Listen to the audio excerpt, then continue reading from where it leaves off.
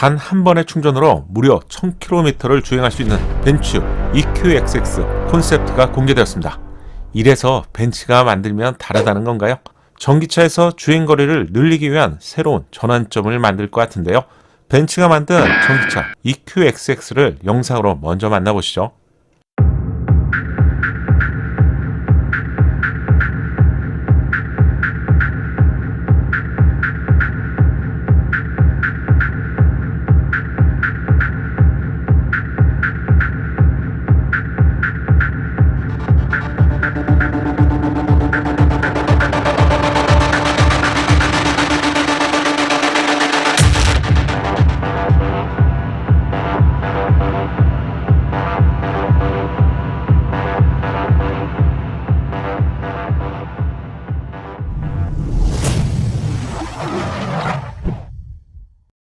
안녕하세요, 연목구름입니다. 작년에 이어서 올해도 자동차 시장의 주인공은 당연히 전기차이죠.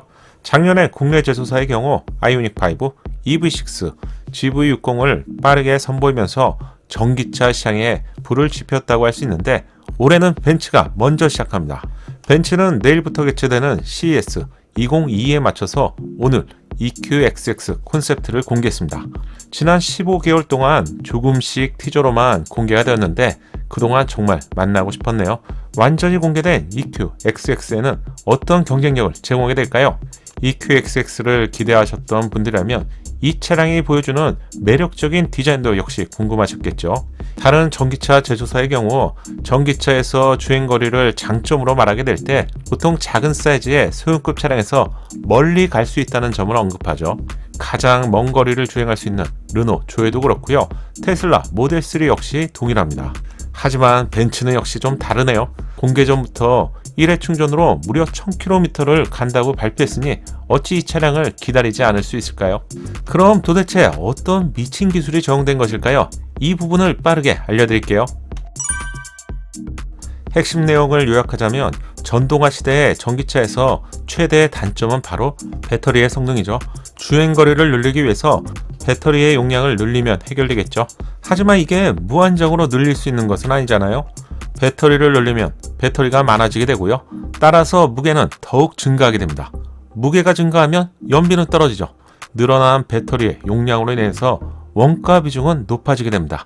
이게 무한 반복이 되면 정말 해결하기 힘든 고민거리라고 할 수 있겠죠. 그럼 벤츠는 배터리 무게와 배터리 공간을 어떻게 해결했을까요? 차별적인 주행 거리를 달성할 수 있었던 기술을 보면 누구나 아마도 고용량의 배터리가 적용됐겠지 이렇게 생각하실 것 같은데요. 900V 배터리 팩으로 배터리의 용량은 100kWh로 예상보다 많이 작은 용량입니다. 국내 제조사가 만든 아이오닉5 스탠다드가 약 58kWh의 배터리를 장착하고 있고요. 롱레인지가 72부터 77kWh급입니다. 국내 기준으로 330km부터 429km를 1회 충전 시 주행할 수 있는 거리죠. 또한 추후에 출시될 아이오닉7, EV9과 같은 대형급 SUV 전기차의 배터리가 100kWh급으로 알려졌죠. 하지만 벤츠는 생각이 좀 달랐던 것 같아요. 벤츠는 배터리의 용량을 늘려서 주행거리를 늘리는 방법보다는 자동차 공기역학의 효율성을 좀 높여서요. 장거리 주행거리를 달성하는 것이 목표라고 공개 전부터 계속 언급을 했었죠. 그럼 공기역학을 어떻게 해결한 거야? 혹시 외계인 고문이라도 둔 거야? 벤츠 EQXX는 100kWh급 배터리로 1000km를 주행할 수 있습니다. 전비로 환산해보면 아이오닉5가 1kW당 약 5.6km를 갈 수 있는데 EQXX는 1kWh당 10km를 주행할 수 있다는 계산이 나오는데요. 이건 단순히 계산상이고요. 차량의 크기나 무게 등이 고려되지 않은 계산이죠. 훨씬 작은 소형급의 차량의 경우 르노 조에나 모델 3 스탠다드, 레인지 플러스가 8.4km에서 9km까지 주행이 가능합니다. 1kWh당 10km를 주행할 수 있다면 전기차에서 혁명과 같은 새로운 지표를 만들게 될 것 같은데요. 이대로만 출시가 된다면 내연기관에서 마지막 꽃이라고 할 수 있는 하이브리드 차량과 맞먹는 수준의 전비를 제공하게 될 것 같네요. 역시 벤츠는 전기차 시장을 바라보는 생각 자체가 좀 틀렸던 것 같아요. 배터리 용량으로 주행거리를 늘린다면 용량에 따라서 비용이 높아지고요.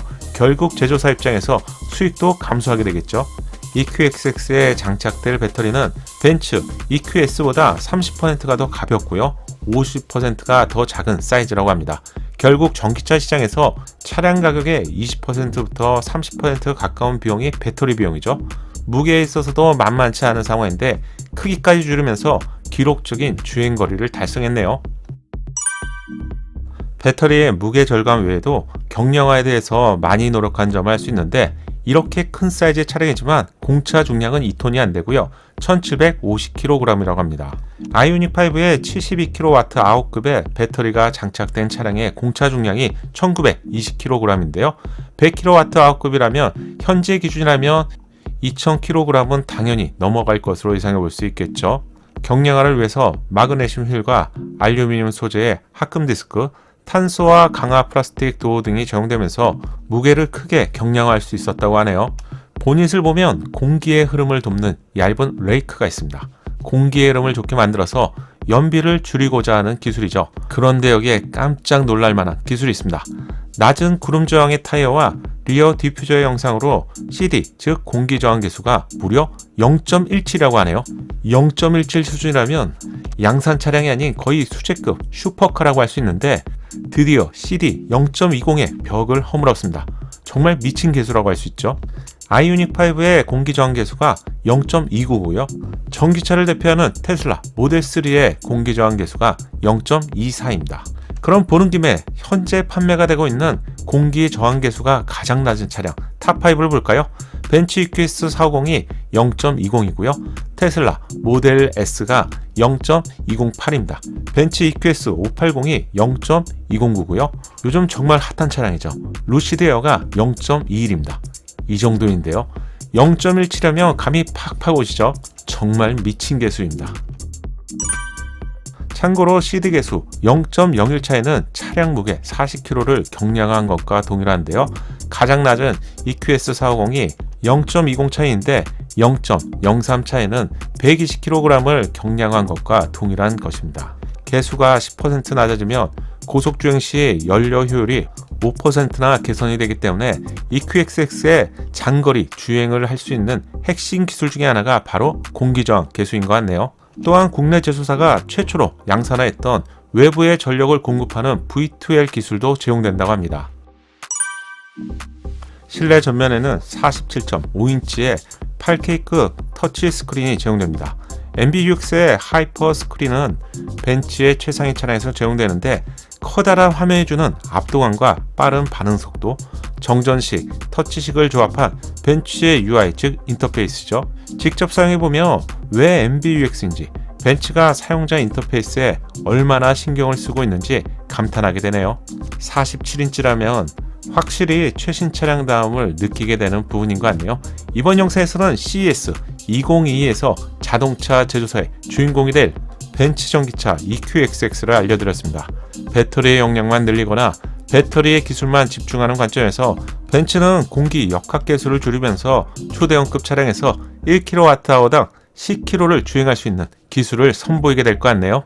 이 소식을 알려드리면서 우리의 일상에서도 생각의 전환이 필요한 시점인 것 같아요. 오늘 준비한 영상은 여기까지입니다. 영상이 작은 도움이 되셨다면 좋아요 잊지 마시고요. 구독과 알림 설정을 통해서 정확한 신차 소식을 빠르게 만나보세요. 감사합니다. 작은 도움이 되셨다면 좋아요 부탁드리고요. 구독과 알림 설정을 통해서 정확한 신차 정보를 빠르게 만나보세요. 감사합니다.